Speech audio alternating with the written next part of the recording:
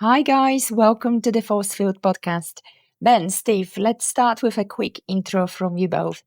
I'll let you go first, Steve. You're the superstar, mate. Hi, Joe. Hi, Ben. I'm Steve Corbett.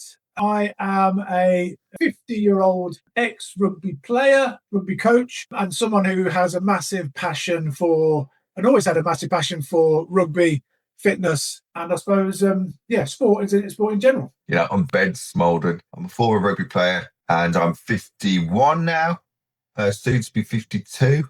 6th of April, don't forget. Rugby's been my life from the day I was born. I love the game, live, breathe it, and I've been involved on an administrative role. Brilliant. Well, welcome both of you. You touched on it a little already, but I'd love to take you back to when you were younger players. What rugby meant to you back then, say 20, 30 years ago, and what that experience was really like for you? So going back into the black and white days, as you say, probably 30, 40 years ago now, which is extremely scary. I was pretty active growing up, into kind of all sports. I suppose because when you were a young lad at school, football was the predominantly the sport everybody played in the playground and, after school and boys' clubs and small teams. I was okay. I was all right at football. I wasn't gifted. I wasn't a brilliant player. I enjoyed it, but I was never going to be a Premiership footballer. So that was through kind of junior school. And then the secondary school I went to was Fairfax School in Sutton Coldfield. And back then, it was actually quite a big rugby playing school. The head of rugby there was an old duty service, a lovely Welsh gentleman called Arnie Evans, who I'm sure a lot of people will know back then and now, actually. He's a rugby guy through and through, played kind of top-level rugby, typical hard Welsh player who coached in a very similar hard way and made us the men we are today. So I went to Fairfax and ultimately fell in love with rugby. Tried it, loved it. I kind of felt at home with the game. I liked the physicality of it. I liked the collisions of it. I was never going to be gifted and skillful, but I liked I'll call it the physicality of the game. So played through secondary school, through Fairfax, into the first team. A few of my friends then started to play down at Sutton Coldfield Rugby Club in the mini and juniors and through the age groups and the setup. And through one conversation after another, they kind of dragged me down one Saturday and started playing and training, which is where I met the beautiful Ben Smoldon. Met him in a pub, actually, funnily enough. It's coincidence, maybe, but met him in the station pub first of all. And he said, "Yeah, you look big enough." You're underage.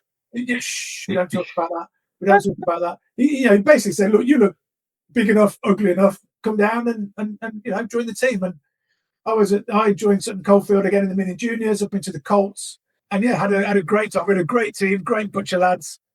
Coaching was good, the social was very good, and that's where I kind of cut my teeth and started playing. Then went off to university and carried on there. That's great. Thanks for sharing that, Steve. How about you, Ben? Did you have a similar journey? No, it was a lot. It's probably a lot different, largely because my dad, a guy called Roger Smoldon, who he was the chairman at Sutton Coldfield Rugby Club at the time when all three of his children were born. So me being the youngest of three boys, I was pretty much born into rugby, with Rog being the chairman, being a former player of Sutton Coldfield Rugby Club. My mum just serving the players' teas on a weekly basis. From embryonic stages, I think it's fair to say it was always going to be rugby for us to play. So with Sutton Coldfield being one of the very first clubs in the whole country to actually start a mini and junior section, that meant my journey started a lot earlier than most. So for me, I started when I was about five and six, along with the Fletcher boys, Mr. Edward Barron and David Jeffrey. It just, we were down there on the weekend anyway with my mum doing teas, annoying a lot of the local players, the players from the club. But just watching the first team, it was just, that was my life growing up. That's how Saturdays were. So when it came to playing, that's just what I wanted to do, because you just wanted to emulate all those people on the pitch who were your heroes from the age from 5 up until 17. I just played week in, week out down at Sutton Coldfield Rugby Club. I, on the other hand, did not go to a rugby playing secondary school. I actually went to a football playing secondary school, albeit a grammar school, but it was the only grammar school in Birmingham, ironically, which played football, and that was a Handsworth Grammar School for boys. I liked playing sport like Steve. I suppose the biggest thing about rugby is that camaraderie, bunch of mates. It's the fact that you go out, you play hard, good old laugh, and I love hearing that, just that passion and connection to the game, and how growing up around that culture really stays with you. It almost pulls you back 30 years, which is amazing to hear. Ben, you mentioned stopping at 17, and I guess that brings us to the point where things changed. If you are comfortable, could you tell us a bit about the moment of injury, just as much as you feel happy to share? Of course, I appreciate it might still feel quite vivid. my whole rugby career, stopped when I was 17, and that was not a voluntary thing. That was pretty much due to injury. I actually broke my neck in a scrimmage, because the position I played was I played in the front row and I played hooker. And your hook as a hooker, for those people who don't know game of rugby, it's you are in the scrum. That's usually always been kind of associated with fat ugly people. So obviously I fitted in very well in the front row, and my job was to hook the ball back from the scrum half when the scrum half puts the ball into the scrum, and it's a way of restarting the game. That's ultimately what the scrummage is there for. But it's usually with the bigger, more cumbersome players, shall we just say.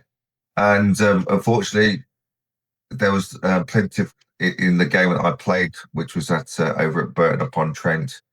It was a very, I can remember it now, October 19th, 1991. England were playing against France in the Rugby World Cup quarter-final. My eldest brother, Simon, was actually at the match in Paris. I was just thinking about what the England score was quite a lot of the time. But anyhow, we played over at Burton. I was captain of Sutton Coldwood Colts. I didn't actually particularly want to play that match because I was due to have a second Greater Birmingham trial on the following Monday. That was your route into county rugby at the time. Just Greater Birmingham schools, then you play for like West Midlands, and you play for Midlands, etc., etc. And for me, my ambition was to try and do as well as I could. Obviously, I wanted to play for England. I'd watched England growing up, been to Twickenham many a time, and that was my thing. That's what I wanted to do. We only had 15 men if I played. So, being the captain, I said, all right, I'll play. But we have two hookers. So I decided at first that I would play on the wing, keep me out of trouble. But obviously, after about 10, 20 minutes, I was humiliated. So therefore, when the hooker that had started the game, a guy called Rob Elias, he was complaining of his neck hurting. And so he asked if we would change positions. So I, of course, I was like, yeah, of course I do. Went off and played hooker back to my position, which was great. Unfortunately, it was a very volatile match. The player got sent off from each team. Very punchy under-19 game with a lot of testosterone flying around. Unfortunately, the referee wasn't managed to control the scrimmage area, and a law had been brought in for that particular season for under-19 rugby. The front rows of the scrimmage had to crouch, then touch each other, then gently engage. And the whole point of that was to prevent a huge collision. Unfortunately, the referee did not prevent that happening.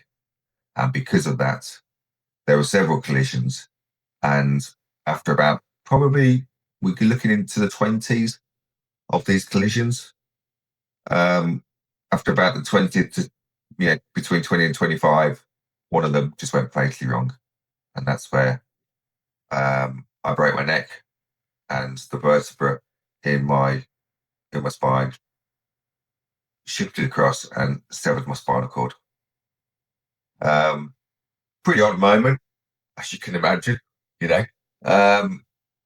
and all I remember was feeling like somebody had punched me in my stomach, and I thought I'd been winded. That was my initial feeling, and I just fell backwards. It was like slow motion. I had my arm around the prop, and he said, "You're all right." I said, "I can't feel my legs," and it was just like my legs just buckled from underneath me. And I just fell back, and looking up at the sky, completely conscious. And my mate Boo, who was a scrum half, said, came and took my gum shield out. And people were saying to me, "Oh, you can move your arms. You moving your arms?" I was like, "Well, not that I know of." So I glanced across and my arms with massive spasm. So yeah, that was pretty crazy. But fortunately, one of the administrators for our team, a guy called Pete Skiffington, he was a dentist, and he had a mobile phone on him, and obviously mobile phones back in 1991 were a rarity, and not just a rarity, a brick. He called the ambulance because we were on a pitch which was away from the clubhouse in Burton, and thankfully that was it. The ambulance came, and I got carried off on a stretcher, and got taken to the spinal cord injuries unit at Oswestry, which is the Midlands Spinal Injuries Unit. Didn't know what happened. I was having a chat with the anaesthetist who travelled with me in the ambulance, because I had initially got to Burton Hospital, but Burton said this is not for us, and they made sure there was a bed at Oswestry.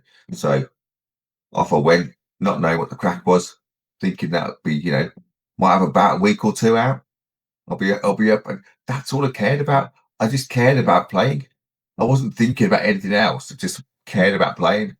Once I got to Oswestry, started to have X-rays on my neck, and I have to say they were some of the most painful moments in my life. Just moving me around, because obviously they wanted to try and get the best possible images as they could. Once they'd taken enough X-rays and discovered what the problem was, i.e., I'd broke my neck and severed my spinal cord, it was at that point they started to put my head into a calipers, to basically to stabilize my head, so I couldn't move my neck because my vertebra had broken, so therefore it needed to be realigned, prevent any further damage happening. They put a halo over my head and calipers, and I was then transferred onto a bed which had weights underneath it, and that the weights were there designed to keep my head straight, so therefore my neck straight, so therefore there would be no further damage. I still didn't know at that point, by the way, what the long-term problem was. So it was, when they told me I'd broken my neck, I said, okay, then, so will I walk again? And the registrar, who was a very straight-talking woman, she just said, no. You hear that as a 17-year-old, I'm thinking, shut up, because it's the last thing you think is ever going to happen to you. And I just said, what, not no chance? She says, 2%.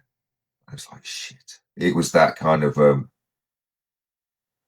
just disbelief. I always think about my parents in that moment as well, and what it must have been like for them. I mean, that's horrific. My dad giving his life to rugby, and my mum as well. And then for that, it's just, God, that's the right punch to the solar plexus. That is pretty tough. 34 years ago, still here. So it's all right, isn't it? Pretty much my story up until that point. I just want to say that's an incredibly powerful story. Listening to you, I could almost feel it in my body, the tension building as everything unfolded. And for something like that to happen within a family so deeply connected to the sport, it really brings home how serious it was. It's a truly devastating kind of injury. Would you mind if we gently move over to your story, Steve? I know there are some similarities, but also some differences. It would be really valuable to hear your experience too. Yeah, so enter Steve Corbett stage left. Where I joked about meeting Ben was in the station pub, which became or was a big part of both of our lives for many years. The station pub. So playing rugby at Fairfax and just playing rugby and having mates at Bishop Vesey School, which is a big competitive school to us, where a certain Mr. Fletcher was and all those guys. You kind of knock about the same people. So you heard of this Ben Smoldon character. Ben was quite a legend around certain. He won't admit it, but he was playing rugby. You heard of this horrific, tragic accident that put Ben in a wheelchair and he's paralysed, and that's where I met Ben in the station pub, in the main bar. He was in his chair, getting fed countless pints of ale by anybody that buy him a drink. So that's where I met him. And funny enough, when I started to play for the Colts myself at Sutton Coldfield, there was this big ugly git called Ben Smoldon, who was our team manager. So Ben was the manager of our Colts team. So Ben used to do all the fixtures, phone us up on a Thursday night, get us all up, sober, get us playing, and we had a great time and a great crack with Ben. And Ben, Ben, as I say, even though he was paralysed in a chair, he was still a rugby guy, and he wanted to get back into that, as he said, camaraderie, team spirit, lads. And just my 2 years with the Sutton Coldfield Colts was under Ben, under Oggy, his dad as well, who was obviously, as Ben said, was the chairman there, and then went on tour to France. We had a great bunch of lads, great camaraderie. As Ben says, rugby is a fantastic sport for camaraderie, for getting to know yourself, getting to know others, fitness, sport, mental, all that kind of stuff, which is great. So got old, stopped playing rugby. I didn't stop playing for rugby, but then university beckoned. I went to a university, a top red brick university called the University of Teesside, which is just under Newcastle, so Middlesbrough, basically. I was very fit. I was quite a big lad. I hit the gym quite hard back then as well. So joined the rugby team there at university.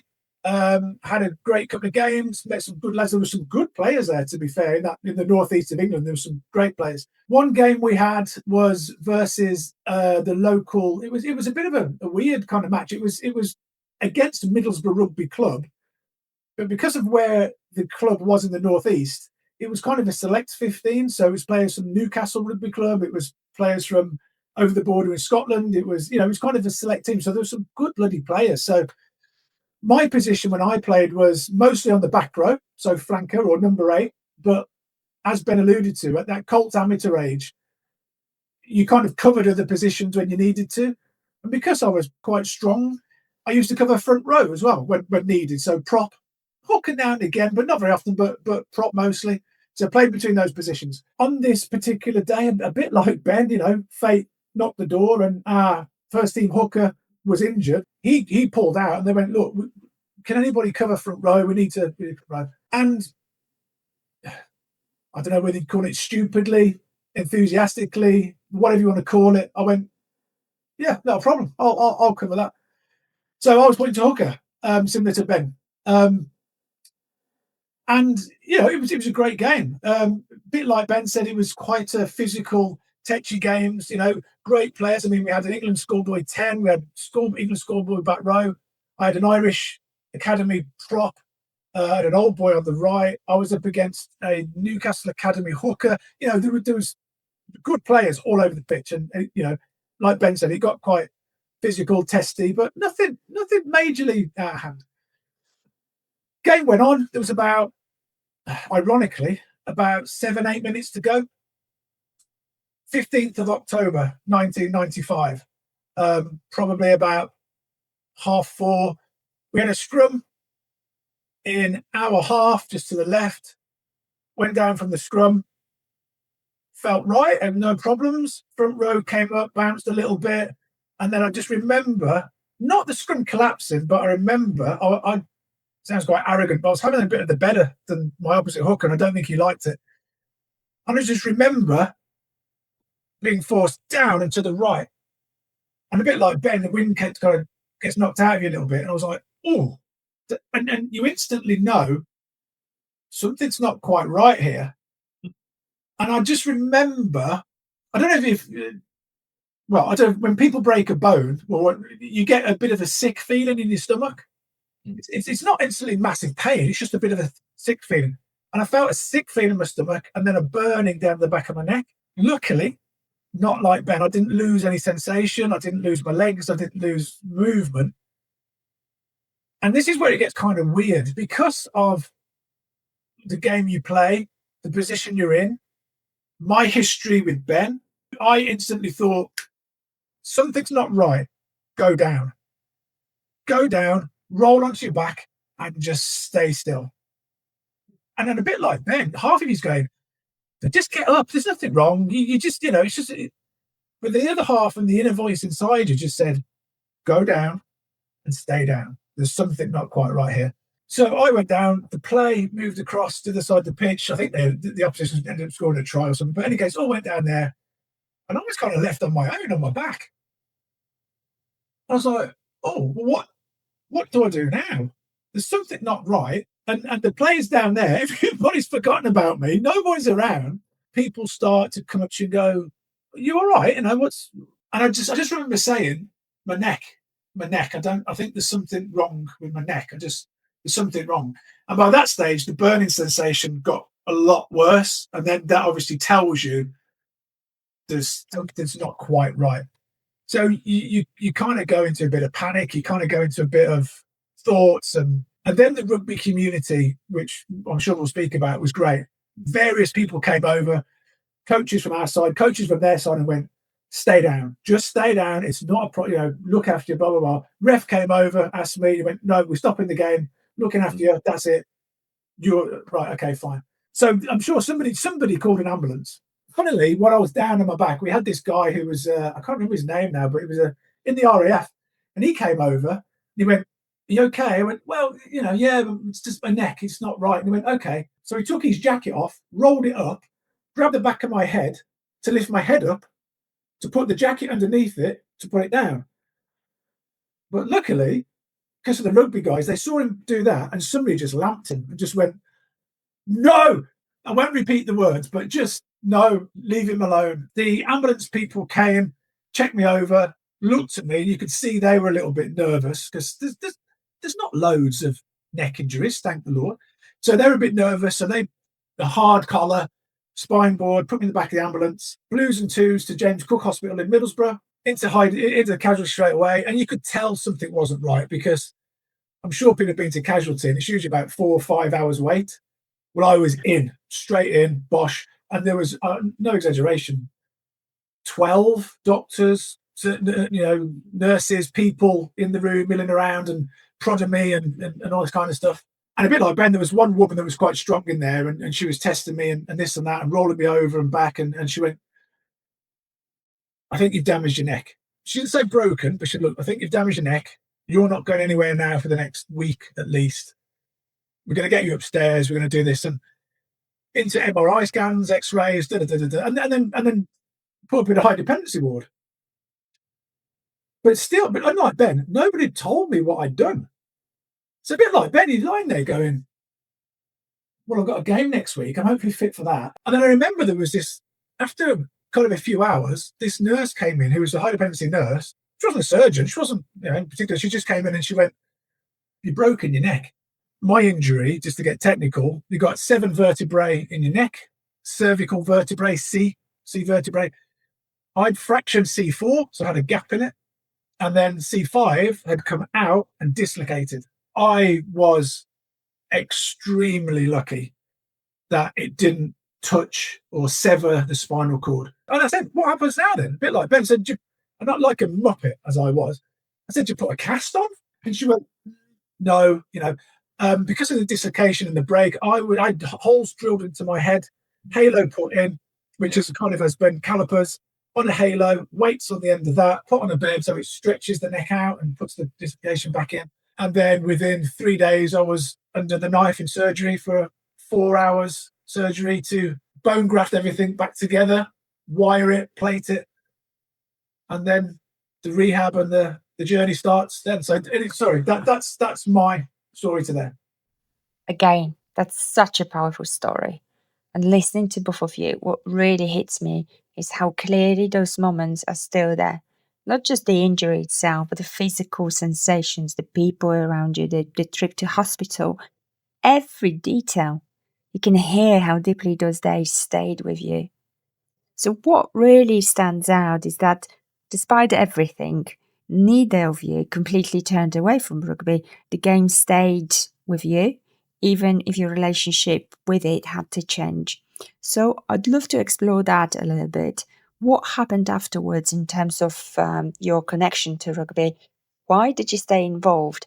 And did what happened to you change the way you think about preparation, protection, or preventing injury in the game? Yeah, I'll just chuck something really quickly, if that's okay. I know we're talking about injury mitigation and prevention, and that's an interesting link to my story, especially. And just to add, before my game started on that day, And I don't know whether it was because of Ben. I don't know whether it was because of rugby generally. I don't know if it was because of the hooker position. I was a bit of a gym head during that time, so into the body, fitness, gym, injury prevention, blah blah blah. And I remember now to this day, before that first whistle went, I remember, because of the position I was playing, doing 5, 6, 7 minutes proper warm up, proper neck exercises, body weight, rolling over my head, all that kind of stuff. Now, to this day, I don't know if that saved my neck, shall we say. I don't know if I hadn't have done that, if the muscles would have been cold, the tissues would have been cold, and my neck would have broken properly. I don't know. But now you've brought it up, I remember doing that. I did that. So I just put that in there. But and then just to carry that on really quickly, I was lucky enough to have a son, Alfie. Being a dad, I took him around all the normal sports growing up, football, swimming, and he had a bit of a similar story to me. He was okay at football, and I didn't want to be a pushy rugby dad. I wanted him to introduce him to rugby as well. Took him to Sutton Coldfield Rugby Club at under 7, and he just fell in love with it. He fell in love with rugby, the blah, blah, blah, the camaraderie. And this is where our stories are interlinked, because on that first day of the under 7s team, and Mr. Jeff Fletcher, who was chairman at the time, came out of the clubhouse with a bag of balls and bibs and went, "Steve, top man, great to see Alfie here. Oh, we haven't got a coach at the moment. Would you mind just taking the first couple of sessions until we secure a proper coach?" And like an idiot, I said, "Yeah, of course I would. No problem. I'd love to do it. No problem." Ah, Steve, you didn't realise that's the oldest trick in the book, did you? Just help out for a couple of sessions, and before you know it, you are there for years because either nobody else appears or you realise you actually quite like it. I think in your case, you really loved it and the players loved you too. 14 years later, I was still coaching as these lads grew up from under 7s, 8s, 9s, 10s, 11s. Getting back to your point, Joe, because of the journey I went through, my love of the game, my passion for fitness, and the injury I went through, one of the decisions that I made very early coaching the lads was that I would make sure none of those young lads would get an injury. Now, that's a big thing to say, but I made it a deal with myself that I would do everything I could to make sure they were fully prepared, fit, strong, technically adapt from under 7 all the way through under 18. And we can talk about how we did that and courses and exercise, but that was a big point and passion of mine. And I'm pleased to say, and Joe, you'll know because your son played in the team, we had minimal injuries. Minimal. We had a couple of fractured fingers, a broken nose, but nothing that you'd consider serious. So I take that as a win. And that was one of the reasons, I wanted to, is that whole cheesy thing. You want to give something back. And yeah, you did. Of course you did. I'm a rugby guy. I thought I was Eddie Jones, best coach in the world. But I just wanted to give the experience I had to the lads. But at the same time, and I remember speaking to parents to say, "You've trusted me with your lads. I will make sure no harm comes to them." And there needs to be more done in amateur grassroots rugby, but I'll leave it there. That's one of the answers I'd give. Yeah, and I just want to say, from our side, having our son coached by you has been a really lovely experience. You've done a fantastic job.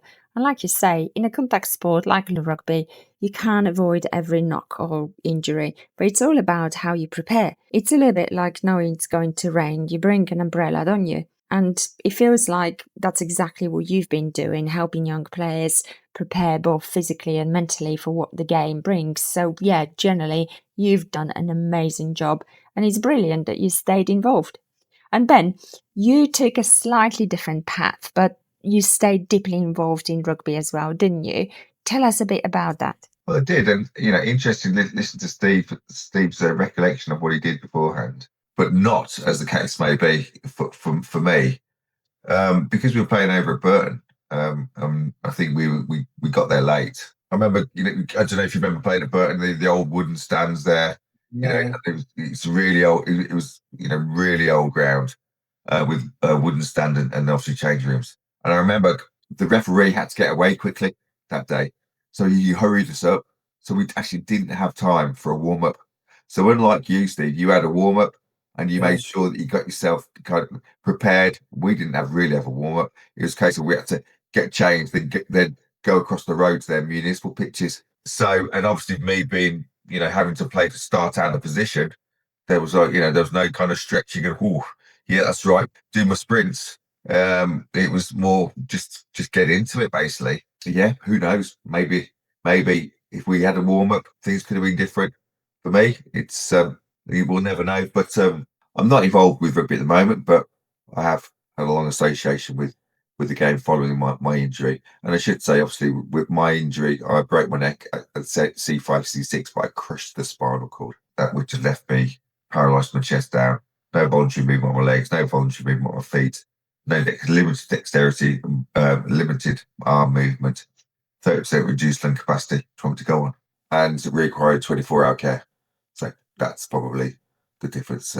I didn't walk away, but I still, I still roll in there in a different way. So for me, I was starting out on a different journey with Steve, but still a very one involving rugby as a huge part of my life. And as I mentioned to you earlier, my dad was chairman of the rugby club, and my dad was very much a fixer. He was very much a fixer. He had to have a plan. He had to have, he was a visionary kind of bloke in many, many ways. What he would do in the background whilst I was, in the first couple of weeks of me being in hospital, acclimatizing to my new surroundings for 6 months, he went off, spoke to where I was at college, and just told them what had happened. Obviously, he spoke to the team that I was playing with, the rest of my teammates from that day, let them know as well. And he started to build up evidence. He was having to deal with a lot of inquiries about people fundraising for me as well at the same time, fundraising money for a trust fund that he set up. So my dad was doing lots of things like that, but also he's thinking about my future as well. Because obviously he realised that my life had changed, and back in 1991, my life expectancy was about 30 years. He wanted to make sure that I had a good life following my injury. So he got it all sorted in his head, spoke to college, and then with a plan for me educationally. Then he had to make a plan for me once I got discharged, and what else would I do out in the community with other people.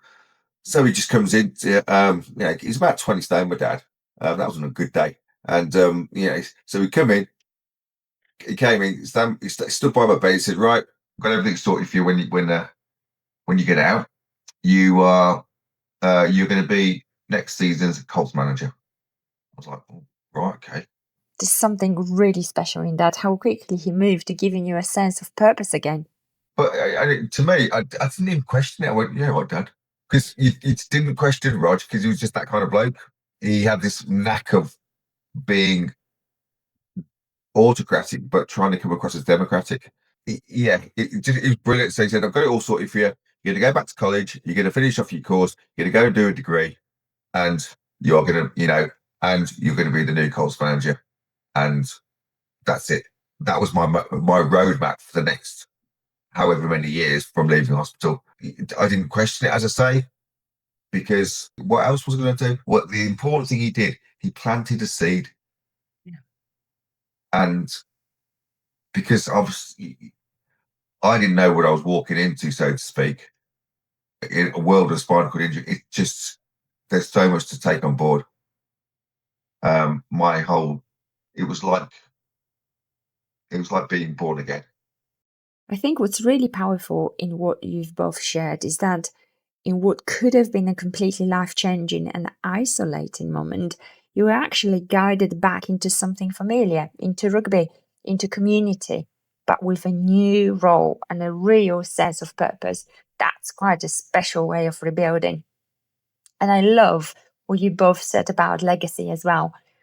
Whether it's stepping into coaching, being gently persuaded into volunteering for years, the impact you had on those young players really speaks for itself.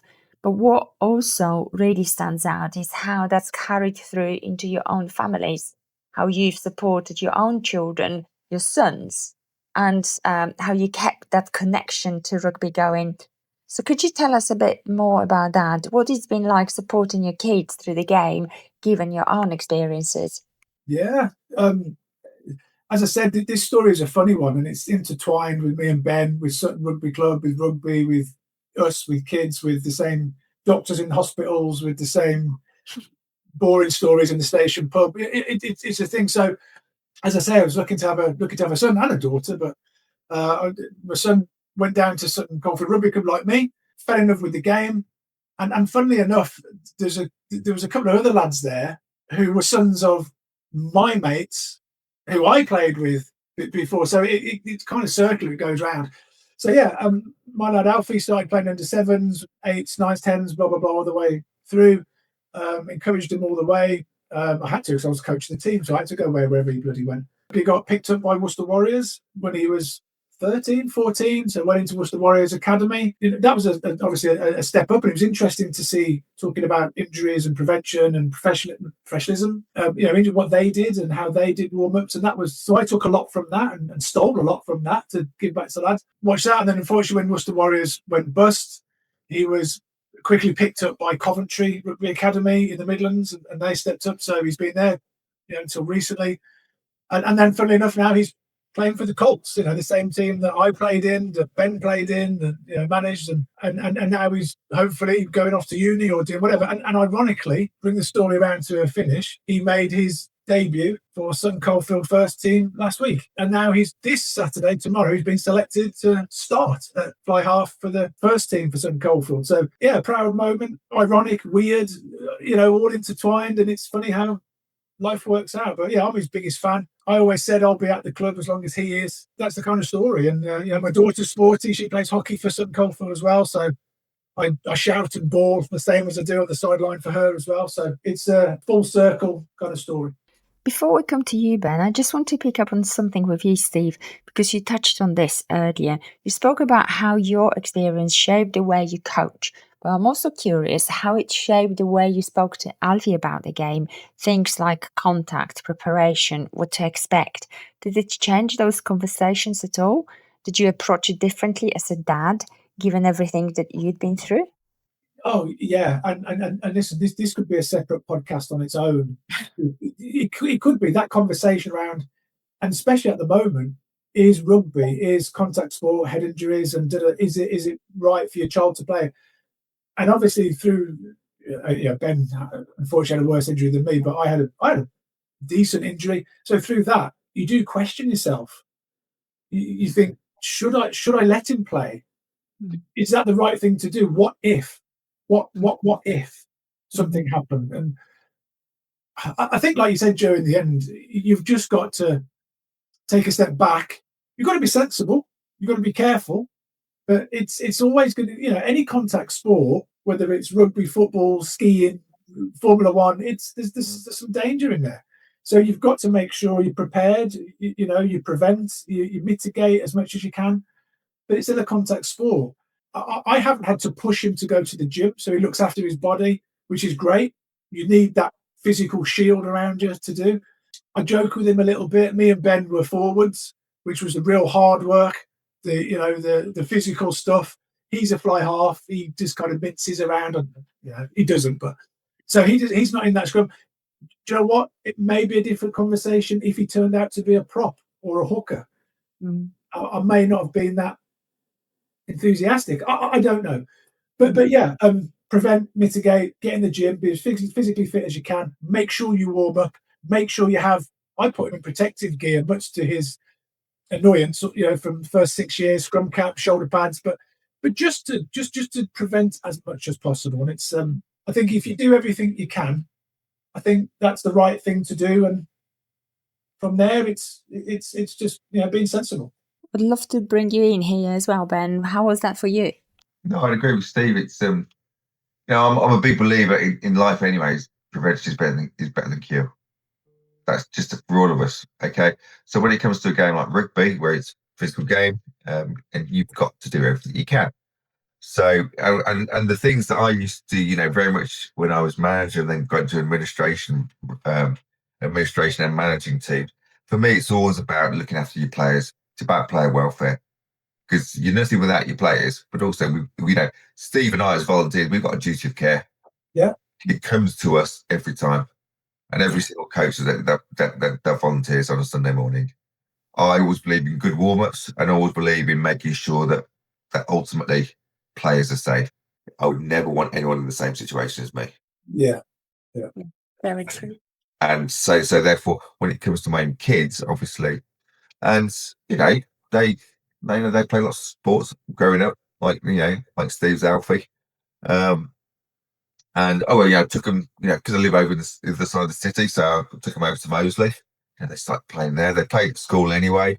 Obviously, we watch rugby anyway, and they know that pretty much that's what my family and also my wife's family. That we're both rugby families, but they play hockey and all other sports at the same time as well.